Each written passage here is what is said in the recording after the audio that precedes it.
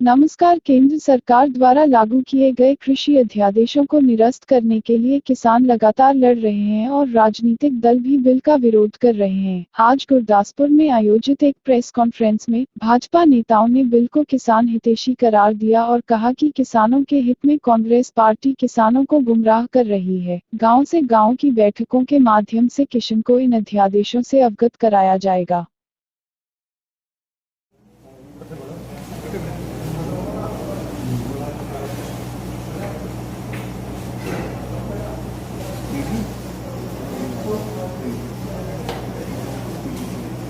Press conference ਦੇ ਵਿੱਚ ਜਿਹੜਾ ਪਿਛਲੇ ਕੁਝ ਦਿਨਾਂ ਦੇ ਵਿੱਚ ਸਾਡੇ ਪੰਜਾਬ ਦੇ ਕਿਸਾਨ ਭਾਈਚਾਰੇ ਦੇ ਨਾਲ ਜੋ ਸਾਡੇ ਭਰਾ ਉਹਨਾਂ ਦੇ ਵਿੱਚ ਇੱਕ ਭਰਮ ਫੈਲਾਇਆ ਜਾ ਰਿਹਾ ਕੁਝ ਜਥੇਬੰਦੀਆਂ ਵੱਲੋਂ ਤੇ ਕੁਝ ਪੋਲੀਟੀਕਲ ਪਾਰਟੀਆਂ ਵੱਲੋਂ ਕਿ ਜਿਹੜੇ ਮੋਦੀ ਸਰਕਾਰ 3 ਆਰਡੀਨੈਂਸ ਲੈ ਕੇ ਆਈ ਹੈ ਕਿਸਾਨ ਵਿਰੋਧੀ ਆ ਉਸ ਬਾਰੇ ਸਪਸ਼ਟੀਕਰਨ ਦੇਣ ਵਾਸਤੇ ਕਿਉਂਕਿ ਅਜੇ ਤੱਕ ਜਿੰਨਾ ਵੀ ਸਾਡਾ ਕਿਸਾਨ ਭਾਈਚਾਰਾ ਸੜਕਾਂ ਦੇ ਵਿੱਚ ਕਿਸੇ ਨੇ ਵੀ ਇਹ ਆਰਡੀਨੈਂਸ ਪੜ੍ਹਿਆ ਨਹੀਂ।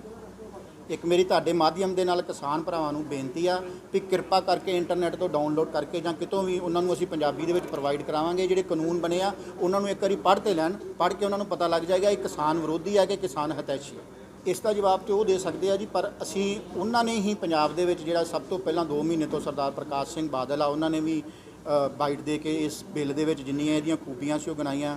ਹਰਸਿਮਰਤ ਕੌਰ ਬਾਦਲ ਨੇ ਵੀ ਗਿਣਾਈਆਂ, ਸੁਖਬੀਰ ਬਾਦਲ ਨੇ ਵੀ ਗਿਣਾਈਆਂ। ਉਹਨਾਂ ਦੀ ਕੋਈ ਆਪਣੀ ਪੋਲੀਟੀਕਲ ਮਜਬੂਰੀ ਹੋ ਸਕਦੀ ਹੈ, ਪਰ ਪਹਿਲਾਂ ਉਹ ਵੀ ਇਸ ਦੇ ਹੱਕ ਦੇ ਵਿੱਚ ਸੀ। ਤੁਸੀਂ ਹੁਣ ਵੀ ਉਹਨਾਂ ਦੀਆਂ YouTube ਦੇ ਉੱਤੋਂ ਸਾਰੀਆਂ ਬਾਈਟ ਦੇਖ ਸਕਦੇ ਆ। ਉਹਨਾਂ ਨੇ ਕੱਲਾ ਕਲੌਜ਼ ਪੜ੍ਹ ਕੇ ਸੁਣਾਇਆ ਜਿਹੜਾ ਕਿਤੇ ਵੀ ਕਿਸਾਨ ਵਿਰੋਧੀ ਨਹੀਂ ਕਰਦਾ। ਸਭ ਤੋਂ ਪਹਿਲਾਂ ਤਾਂ ਪੰਜਾਬ ਦੇ ਵਿੱਚ ਜਿਹੜਾ ਕਿਸਾਨ ਆ ਉਸ ਨੂੰ ਆਪਣੀ ਫਸਲ ਵੇਚਣ ਦੀ ਆਜ਼ਾਦੀ ਹੈ।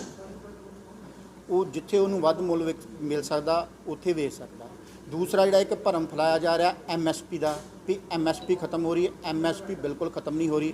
ਜਿੰਨਾ ਚਿਰ ਭਾਰਤੀ ਜਨਤਾ ਪਾਰਟੀ ਦੀ ਕੇਂਦਰ ਦੇ ਵਿੱਚ ਸਰਕਾਰ ਆ, ਪ੍ਰਧਾਨ ਮੰਤਰੀ ਜੀ ਨੇ ਵਿਸ਼ਵਾਸਨ ਦਵਾਇਆ, ਸਾਡੇ ਖੇਤੀ ਮੰਤਰੀ ਜੀ ਨੇ ਵਿਸ਼ਵਾਸਨ ਦਵਾਇਆ, ਅੱਜ ਮੈਂ ਵੀ ਤੁਹਾਨੂੰ ਕਹਿੰਦਾ ਜਿੰਨਾ ਚਿਰ ਭਾਰਤੀ ਜਨਤਾ ਪਾਰਟੀ ਸਰਕਾਰ ਆ MSP ਖਤਮ ਨਹੀਂ ਹੋਏਗੀ। ਦੂਸਰਾ ਜਿਹੜਾ APMC ਐਕਟ ਆ ਜਿਹਦੇ ਵਿੱਚ ਆਪਾਂ ਮੰਡੀਕਰਨ ਕਹਿੰਦੇ ਜਿਹੜੀਆਂ ਮੰਡੀਆਂ ਸੀ ਨਾ ਮੰਡੀ ਖਤਮ ਹੋਏਗੀ ਨਾ ਉੱਥੇ ਪ੍ਰੋਕੋਰਮੈਂਟ ਖਤਮ ਹੋਏਗੀ। ਇਸ ਐਕਟ ਦੇ ਵਿੱਚ ਇਹ ਪ੍ਰਾਵਧਾਨ ਦਿੱਤਾ ਗਿਆ ਵੀ ਜੇ ਕਿਸਾਨ ਨੂੰ ਜਿੱਥੇ ਵੱਧ ਰੇਟ ਮਿਲਦਾ ਉਹ ਆਪਣੀ ਫਸਲ ਵੇਚ ਸਕਦਾ। ਦੂਸਰਾ ਜਿਹੜੀ ਪਹਿਲਾਂ ਕੰਟਰੈਕਟ ਫਾਰਮਿੰਗ ਹੁੰਦੀ ਸੀ, ਚਾਹੇ ਉਹ ਰਾਣਾ ਸ਼ੂਗਰਸ ਕਰਾਉਂਦੇ ਸੀ ਚਾਹੇ ਉਹ ਪੈਪਸੀ ਵਾਲੇ ਕਰਾਉਂਦੇ ਸੀ, ਉਹ ਕਿਸਾਨਾਂ ਦੇ ਨਾਲ ਕੰਟਰੈਕਟ ਫਾਰਮਿੰਗ ਕਰਕੇ ਬਾਅਦ ਦੇ ਵਿੱਚ ਜਦੋਂ ਫਸਲ ਆ ਜਾਂਦੀ ਸੀ ਉਹਨਾਂ ਨੂੰ ਖਰਾਬ ਕਰਦੇ ਸੀ। ਸਿਰਫ ਉਹਨਾਂ ਦੀ 25% ਫਸਲ ਲੈਂਦੇ ਸੀ, ਬਾਕੀ ਕਹਿ ਦਿੰਦੇ ਸੀ ਇਹਦੇ ਵਿੱਚ ਸ਼ੂਗਰ ਵੱਧਦਾ, ਇਹਦੀ ਕੁਆਲਿਟੀ ਵਧੀਆ ਨਹੀਂ। ਇਸ ਆਰਡੀਨੈਂਸ ਦੇ ਵਿੱਚ ਉਸ ਚੀਜ਼ ਨੂੰ ਇੱਕ ਕਾਨੂੰਨ ਦੀ ਸ਼ਕਲ ਦੇ ਦਿੱਤੀ ਆ ਤੇ ਉਹ ਕਾਨੂੰਨ ਜਿਹੜਾ ਐਗਰੀਮੈਂਟ ਆ ਉਹ ਵੀ ਇਸ ਕਾਨੂੰਨ ਦੇ ਵਿੱਚ ਹੀ ਬਣ ਕੇ ਆਏਗਾ। ਕੋਈ ਵੀ ਇੰਡਸਟਰੀਲਿਸਟ ਕੋਈ ਵੀ ਆਪਣੇ ਤੌਰ ਤੇ ਐਗਰੀਮੈਂਟ ਨਹੀਂ ਕਰ ਸਕਦਾ। ਇਸ ਐਗਰੀਮੈਂਟ ਦੇ ਤਹਿਤ ਉਹਨੂੰ 30 ਜਿਹੜੀ ਜ਼ਿਮੀਂਦਾਰ ਦੀ ਫਸਲ ਆ ਪੂਰੀ ਦੀ ਪੂਰੀ ਚੁੱਕਣੀ ਪੈਗੀ ਤੇ 3 ਦਿਨ ਦੇ ਵਿੱਚ ਪੇਮੈਂਟ ਕਰਨੀ ਪੈਗੀ। ਉਸ ਆਰਡੀਨੈਂਸ ਕੀ ਹੈਗਾ, ਕੀ ਫਾਇਦਾ ਹੋਊਗਾ ਕਿਸਾਨ ਦੇ? ਇੱਕ ਇਹਦੇ ਵਿੱਚ ਜਿਹੜਾ ਭਰਮ ਫੈਲਾਇਆ ਜਾ ਰਿਹਾ ਕੁਝ ਜਥੇਬੰਦੀਆਂ ਵੱਲੋਂ ਕਿ ਸਾਡੇ ਕੋਲ ਕੋਰਟ ਜਾਣ ਦਾ ਹੱਕ ਖੋਲਿਆ।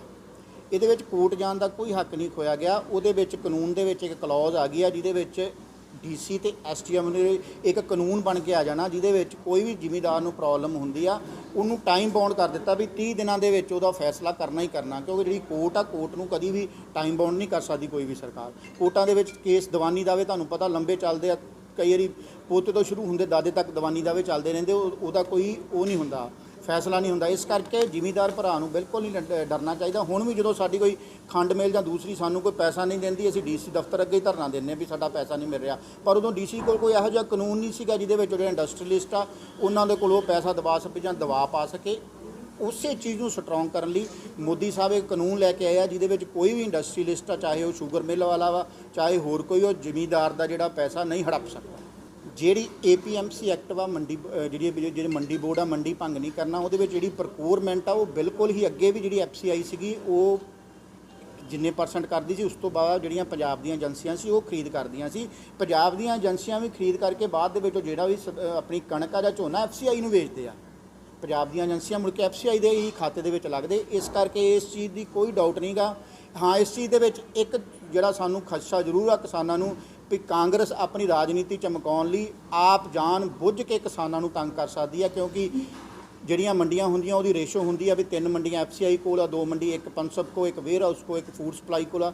ਇਹ ਸਾਰੀਆਂ ਪੰਜਾਬ ਦੀਆਂ ਏਜੰਸੀਆਂ ਆ ਕਾਂਗਰਸ ਸਰਕਾਰ ਆਪ ਜਾਣ ਬੁੱਝ ਕੇ ਜ਼ਿਮੀਂਦਾਰਾਂ ਨੂੰ ਤੰਗ ਕਰ ਸਕਦੀ। ਮੈਂ ਜ਼ਿਮੀਂਦਾਰ ਭਰਾਵਾਂ ਨੂੰ ਤੁਹਾਡੇ ਮਾਧਿਅਮ ਦੇ ਰਾਹੀਂ ਦੱਸਣਾ ਚਾਹੁੰਦਾ ਵਾਂ ਵੀ ਜਿਹੜੀ ਖਰੀਦ ਆ FCI ਦੀ